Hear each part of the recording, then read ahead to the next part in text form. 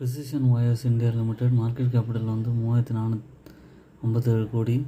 Current price 193 ரூபா. மெயினாக அவங்க காப்பர் ஒயர்ஸ் பிஸ்னஸில் இருக்காங்க. ஆட்டோ, கன்சியூமர் டியூரபிள்ஸ் எல்லாத்துலேயுமே இருக்காங்க. Return on equity 15.2%. இது வந்து கன்சிஸ்டண்ட்டாக ஏறிட்டு இருக்கு. 2020 ஒரு 20 ரூபா ரேஞ்சில் இருந்தது பார்த்திங்கன்னா 200 ரூபா வரைக்கும் போயிருக்கு. உங்கள்கிட்ட நல்ல ப்ராஜெக்ட்ஸ் இருக்குது. ஒரு டிப்லையும் அக்யூமுலேட் பண்ண முடியும். ஹெல்த்தி டிவிடெண்ட் பே அவுட் 31.0% கொடுக்குறாங்க. குவார்ட்டர்லி ரிசல்ட்ஸ் வந்து சேல்ஸ் வந்து 531 கோடியிலேருந்து 955 கோடி வரைக்கும் இன்க்ரீஸ் ஆகிருக்கு. ஆப்ரேட்டிங் ப்ராஃபிட் வந்து 24 கோடியிலேருந்து 45 கோடி வரைக்கும் போயிருக்கு.